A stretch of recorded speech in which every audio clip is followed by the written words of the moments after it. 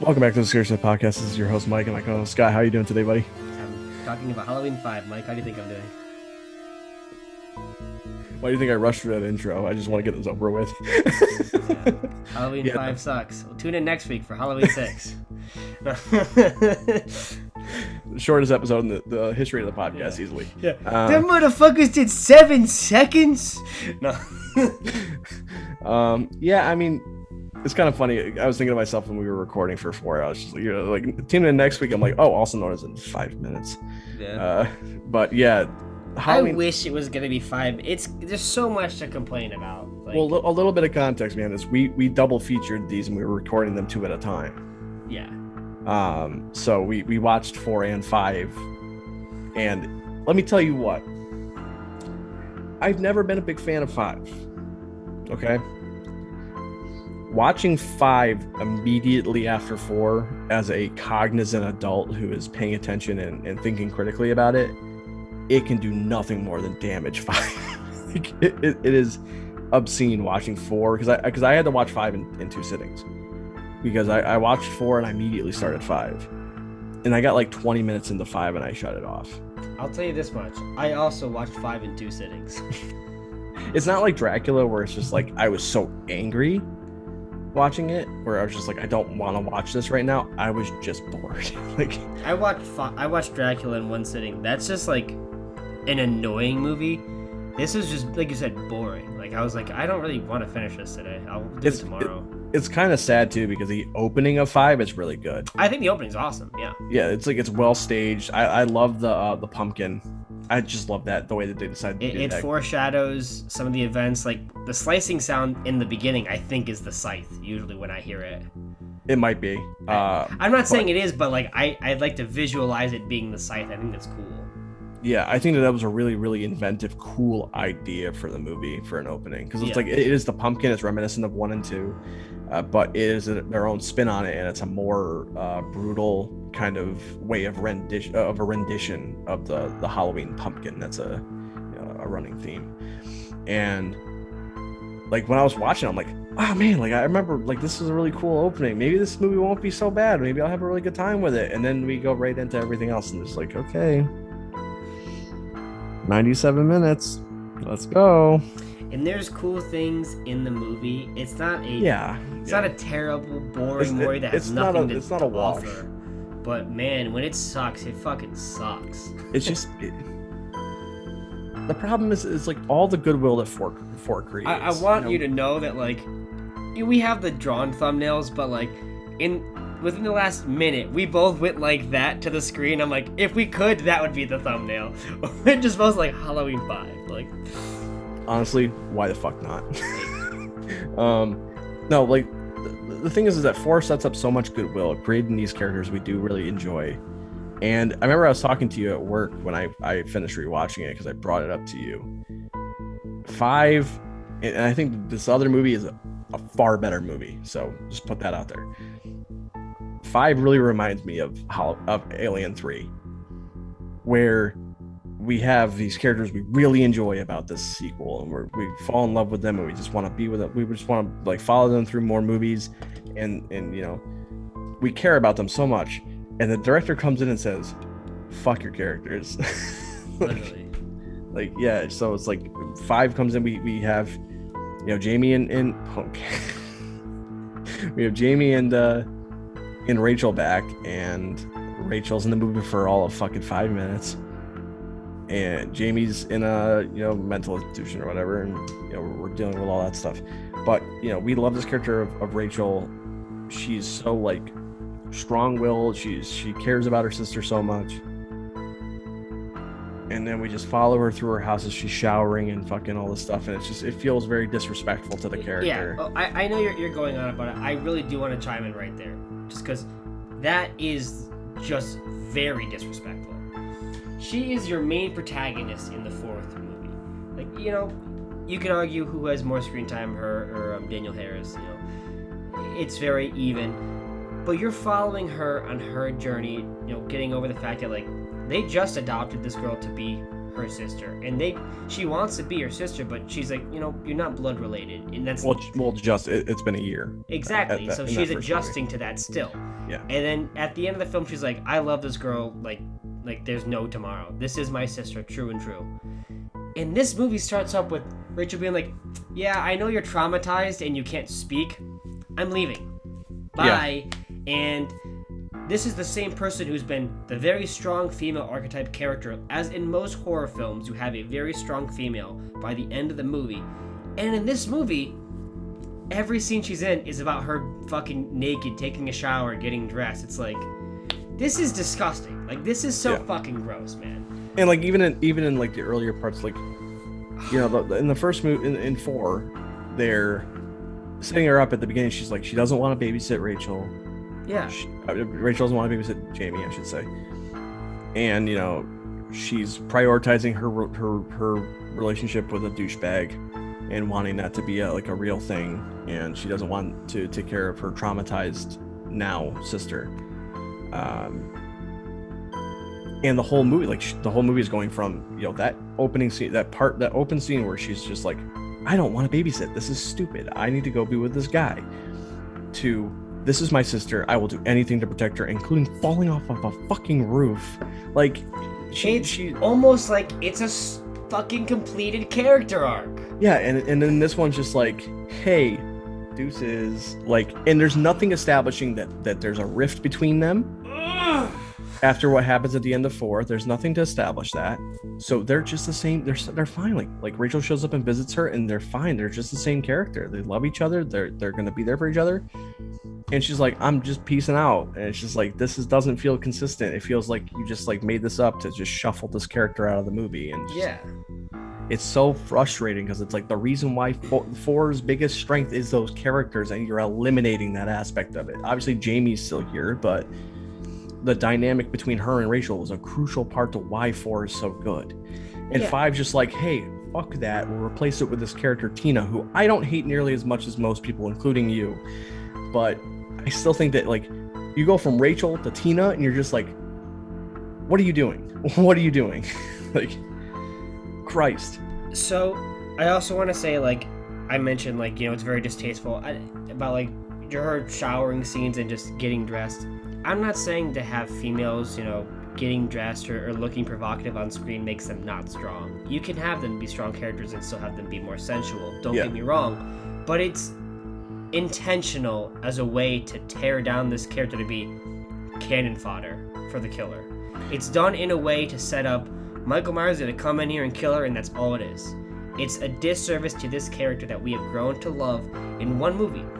It's not like you and I were watching a fucking trilogy of Rachel and her progression as a character.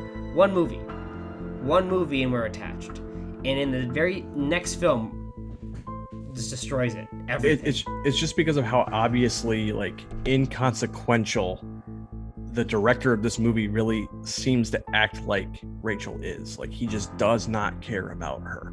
He's just like, hey, you care about this character? I don't, so goodbye. And it's not even just like, oh, her being naked, whatever. Like, that's not a problem. Her being naked, all that stuff is not the problem, but it's the way it's filmed, because it's filming her like she's just any other character that Michael's gonna kill. Yes. She's not Rachel. She's not important. She's not, you know, her death is so just matter infuriating. Yeah, it's so it's so infuriatingly, like, disrespectful to the character. This is like, blonde girl number 3 in a script. Yeah, that's what it is. It's not Rachel from Halloween 4. Yeah, like, this is our co-lead from the previous film, a character that everyone enjoys, and you're treating her like she's just anybody else. It's really frustrating. Like, a Tina who gets introduced in this film gets the death that honestly Rachel should have had. Yeah, if you're gonna kill her. Yeah, it's ridiculous. It's so, and like, again, I don't hate Tina the way that most people do. But it is really, really infuriating that, like, you can sit there and say to yourself, take out some of the choices that Tina makes. This is Rachel's role. Yeah. And you just, there's no reason to remove Ellie Cornell from the movie. It feels super arbitrary to be like, well, we're just doing our own thing. You can tell it's done because she wanted money.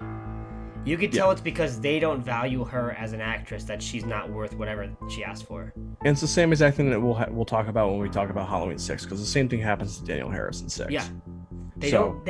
See, we talk about filmmaking is very different nowadays than it was back then. And there's a lot of positives for filmmaking back then, but the biggest negative to me is that they will never, in horror films, put value on these leads. They're just some fucking girls that got lucky with a film, and that's it. They don't care. A lot of directors and producers back then were like, so you're good in one movie, who fucking cares? We can recast you don't matter. And you can tell that if Halloween 4 came out 5 years ago and they're making a sequel and they said, yeah, we're not bringing Rachel on, there'd be a huge fucking outcry. People would be so pissed off and be like, you're right, we fucked up, she's in the movie, we're so sorry, we doubled her pay. And that's how it would be. And that's the biggest problem with films back then. They do not look at these actresses as anything more than, you're just another fucking blonde girl. What do you matter? So fucking gross. Yeah, I'm telling you, because I remember they did court Dwight Little to come back. Mm-hmm. If he came back, this wouldn't have happened. 100%. No possible way. I mean, I can't say like, oh, you should have come back for this franchise because I like the movie and I like this character and you should just decide to do things because I want you to. But like, yeah, I think Dwight Little would have understood the fact that there's a character that people really enjoy and you should respect that character. Yeah. And for some reason, like Dominic Calkins and Gerard just thought, fuck that, I guess. Like, I've watched the documentary on the disc. I've listened to the book Taking Shape that's about the making of the movie. And it's just, it feels like at every turn it was just a director who decided he wanted to do his own thing, and I don't want to be beholden to anybody else, and also I don't feel like starting this movie with a finished script. Like, everything that happens just feels like it just happens. It just exists. Nothing feels like it's planned. The story doesn't feel like it has a coherent through line. No, there is nothing coherent about it. There's things that happen, there's unexplained. They create questions. The biggest thing is the answer. Question about what is the fucking tattoo on his arm? The tattoo what on his is arm, the fucking man in the coat? Which none of that shit answers. It's like, hey, somebody else can fucking do that. Literally verbatim. Yes. It's not even like a thing. Like they create the character like, oh, who's this man in black? We'll let the next movie figure that one out. Yeah. It's just like that is the wrong way to write a movie. It's fucking terrible. That is a stupid way to create a sense of like, it's like we're gonna create a mystery.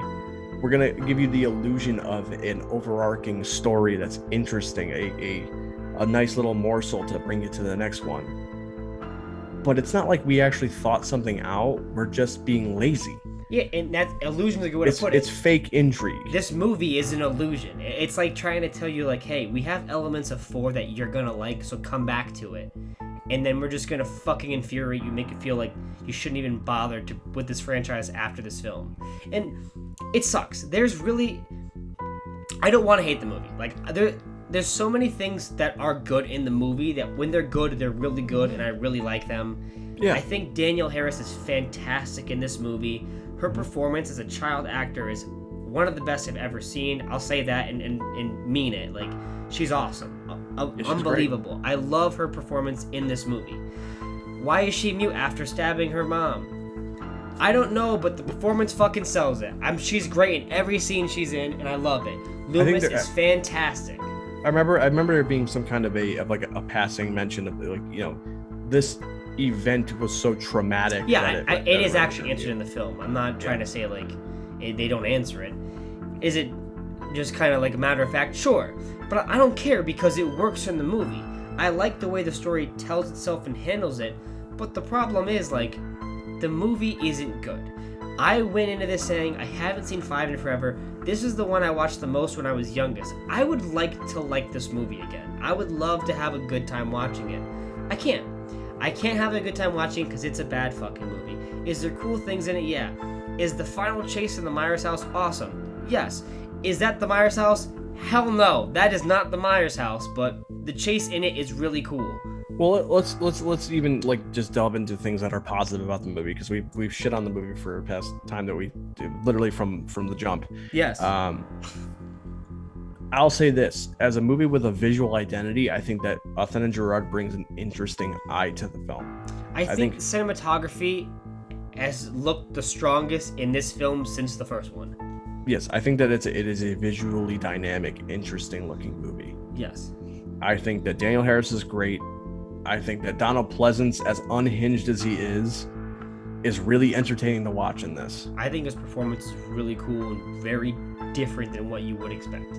Yes, it is very, very different. Very different. The jump is insane. But I kind of like the idea that the guy who runs the madhouse is now in the madhouse because he's just absolutely out of his mind. It makes perfect sense with how 4 ends too. Yeah, like he's completely mentally broken. Yeah, and I think that Pleasance's performance is really entertaining, strong. There's a couple of lines in particular that I think are just fucking dope. You know, we talked about before I wanted Michael to burn in hell, but I knew hell would not have him. Yep. Awesome. Talking about the girls in the heart of that house, the little monologue in the woods, that was really strong. The Tower Farm stuff I really like, or like the idea of the Tower Farm stuff I really like. I like the idea, like I don't think enough slasher movies I've seen like deal with like farmhouse implements. Yeah. Which is interesting because it's like the Prowler has a pitchfork, fucking Jason uses a pitchfork. 3 uses it a bit more with the farm. Yeah. Yeah, but it's like scythes and pitchforks and like all these cool things. Like there's a lot of potential for like farm related slasher stuff, and I like that ambience of the hay. Like it feels, for some reason, like to me, it feels like a cool October-y thing. And I like the Tower Farm stuff. Some of the stuff is annoying, but I like that location a lot. The score is actually pretty good, aside from the really, really, really stupid fucking cop music, which even Alan Howard himself is like. Skull cop music, you mean? Yeah. Like when I hear it, I'm like, this is Bulk and Skull from fucking Power Rangers. Yeah, it's so bad. It's so goddamn bad, and the cops themselves are bad, but that's beside the point.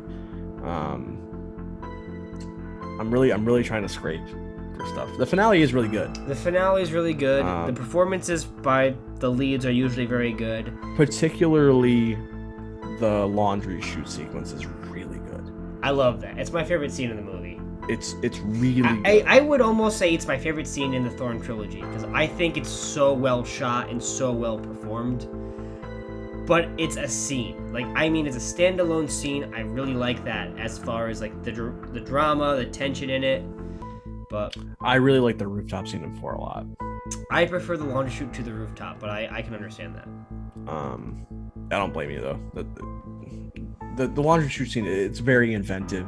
Yes. It's really cool. It's visually really cool looking. It's smart to capitalize on the fact your protagonist is so young and small. I thought that's very neat.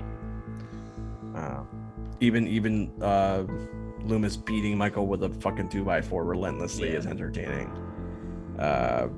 Stupid, but it's entertaining. The attic is so overtly huge too, but the visual presence it has is so captivating. Yeah, like, I agree. It shouldn't be the Myers house, but for what it is, it's so cool to look at. If it was just a house, it would be cool. Yeah. But it being the Myers house, like that's just another thing where it's like it's Dominic Athen and Gerard just being like, it's my movie, I'll do whatever I want. It's just like you need to understand movies have continuity. Yeah. It's a thing. You're making a movie in a series. And to a degree, you have to acknowledge some visual things and keep those consistent, because it's very distracting. I would love to have scenes that showcase things previously in Michael's life in the attic that are prominently in the background with a huge attic like that. But I'd have to ask myself, how do I get this in there but make it make sense? You'd have to have it be like, oh, there's maybe a huge fanatic obsessed with the phenomenon behind Michael Myers as a killer, and he purchases all these events or whatever and keeps it hidden away, and just he's like a huge super fan. And then you say to yourself, that's the only way I could do this, and that sounds dumb. Let's just not do it. Yeah. Because this shouldn't be the Myers house. He shouldn't be living in a fucking giant mansion with an attic the size of someone's regular house.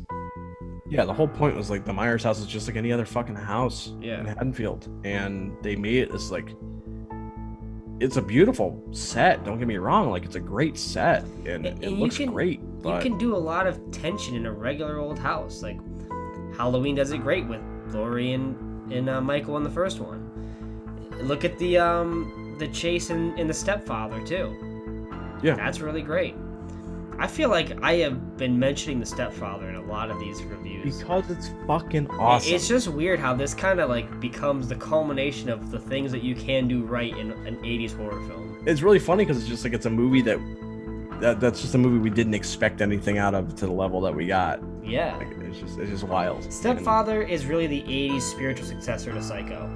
Yeah, I mean, it's all just the it's 80s implements. It's a slasher movie that's made with so much more polish than most of these are, and directed by someone who really is trying to do something different. Yeah. Yeah. I mean, not everything can be The Stepfather, but no, it's just weird how that kind of capitalized on a lot of things that other films at the time should have been. Yeah, I agree. It's not like Friday could have done stuff from The Stepfather, but like films in these urban location neighborhoods should have taken a lot of cues from what they threw out there. Yeah. It's just surprising how that film has become so, I don't know, like prominent with the way they handled all this material. I think another thing to talk about is the kills, because this is a cut one of the Halloween movies that got a lot of it's just absolutely eviscerated. The new 4Ks that have come out, apparently on the 4K they have the cut kills. Oh, really? They're not edited together, but you can watch some of them at least. I only have the 4K for 4. I don't have it for 5. Yeah, I'm gonna eventually own them all, but I'm gonna very slowly acquire them. But but you bringing up how it is cut, I want to mention the editing in this movie is fucking atrocious. Horrendous. It's some of the worst editing I've ever seen in a fucking film released on theaters. Like, it's terrible, and I don't mean just like it's cut out because of we can't show this blood or this scene's too gratuitous. Just sometimes scenes just cut. Maybe they're like, we need to save some time, so we gotta cut out some shit. That's great and all, but like, I saw the static jump on a film I'm watching. That's awful. Like, you as an editor should not be able to just say, it's fine, send it out. And this film looks atrocious sometimes with the editing. Like, that kind of also runs into the fact that like this is a very rushed film. Like, this movie, the movie came out, the fourth one came out, was a massive hit. They're like, we need a sequel now. So they just rushed this thing into development, and it feels like this movie just at every turn cut corners where it could and just tried to hit that. It cut them all right. It cut a lot of corners. Yeah, it cut so much of it you don't know which corner you're in now. Yeah, one of the ones that really sticks out to me, one of the moments that really sticks out to me is when Michael gets killed. Yeah, with the garden rake, because he holds up the garden rake, hits him in the head. He cuts to being on the ground, and then cuts to like his leg shaking. Yeah, like his whole body kicks. And then it cuts to the body being stagnant. Yeah, it's just like this is. It's one of the worst edited scenes I've ever seen in a movie. And I've done editing. I've gotten fairly proficient with some things. Editing digitally is not like it used to be. Editing with actual film is very tough and a pain in the ass. And I feel for all the editors that had to do that when making films. But Jesus Christ, you cannot do that. You fucking cannot just be like, here is 5 cuts within a matter of 6 seconds. They all look horrible, and we're gonna send it out. You should feel ashamed. I'm sorry, man. Maybe at the end of the day, you didn't do it. Maybe the editor was like, yeah, dude, some asshole came in my room and fucking cut it and said this is how it's gonna be. I don't know who's responsible, but you should not be able to sleep at night for that. Fucking awful. Yeah, it's atrocious, and the pacing for this movie is so bad. Like it's like an hour and 28 minutes. It's 97 minutes. Oh, is it 97 minutes? Okay, it feels like it's 3 still hours. Not that long. It feels like it's 3 fucking hours because I'm so bored. I mean, partially that's a combination of the fact that the pacing is off. Yeah, 100%. But also there's nothing in this movie that is remotely interesting. Nothing happens.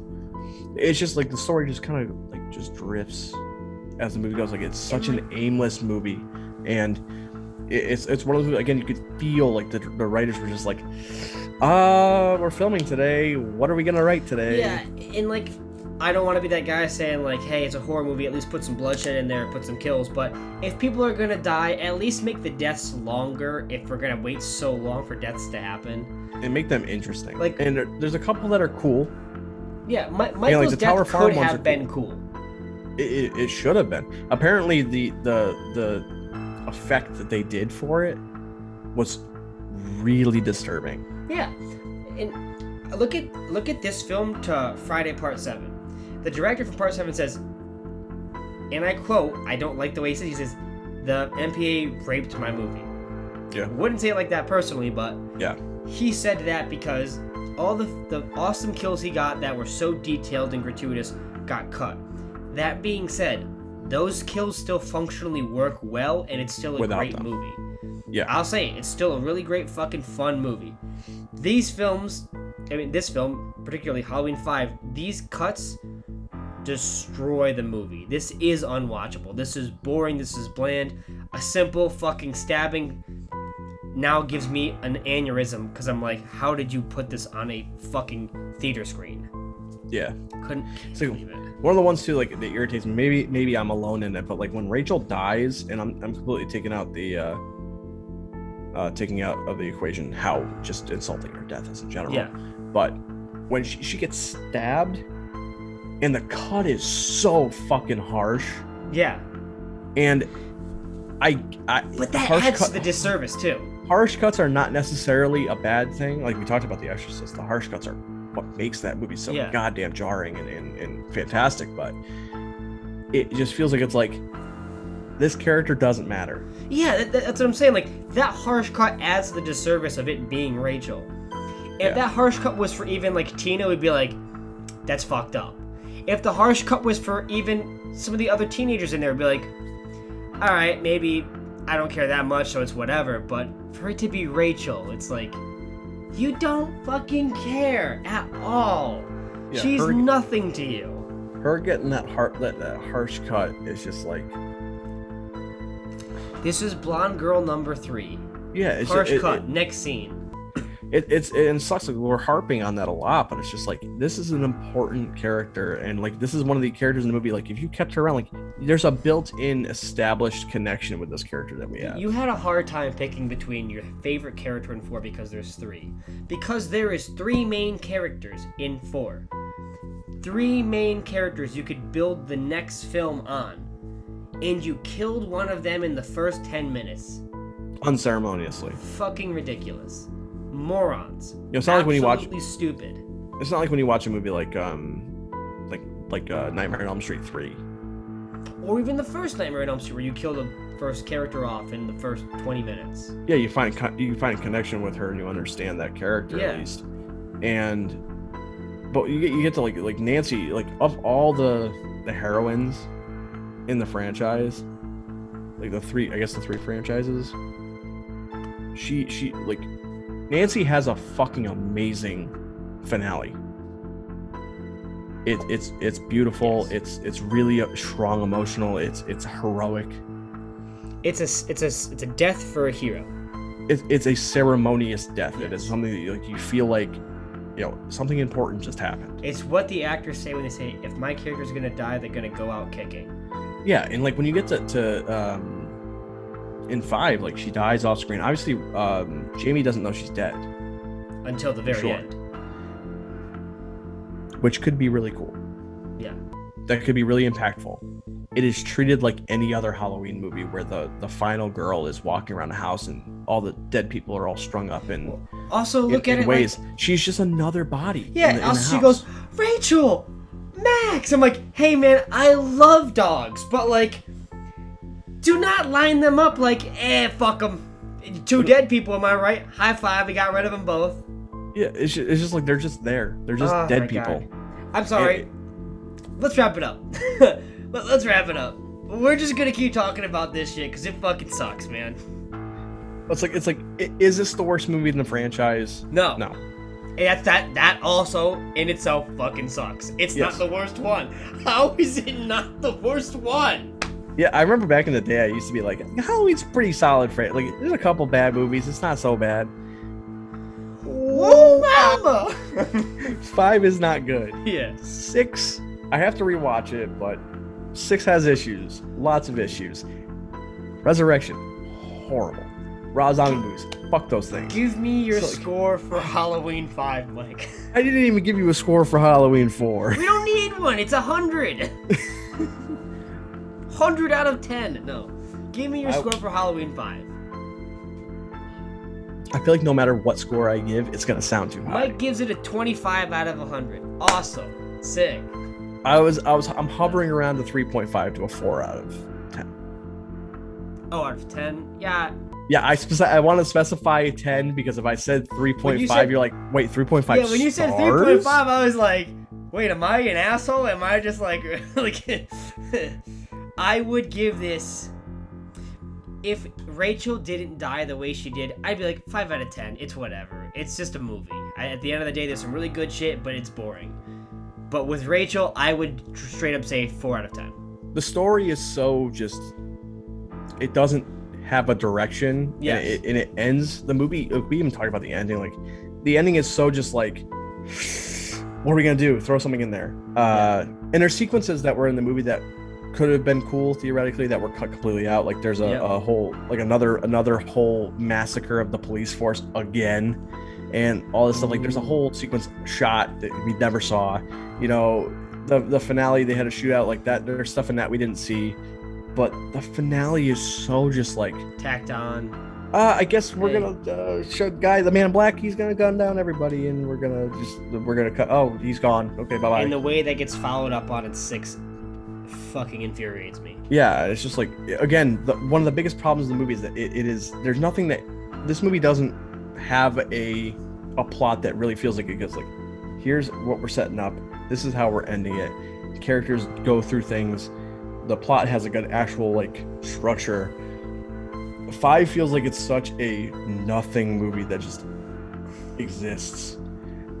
Yeah, that's my face for this movie too. But it's really frustrating because it's a movie that just does not know what it's doing. It has no idea where it's going, and it ends in a way where you're like, well, have fun, writers of Halloween 6. Figure out what we fucked up.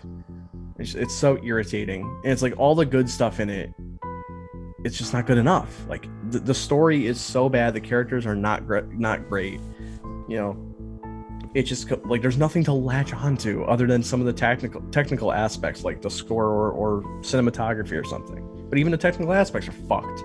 Yeah. So it's very frustrating. Yes, I agree. It's fucking really bad, bro. It's fucking terrible, bro. So, final score. 3.5.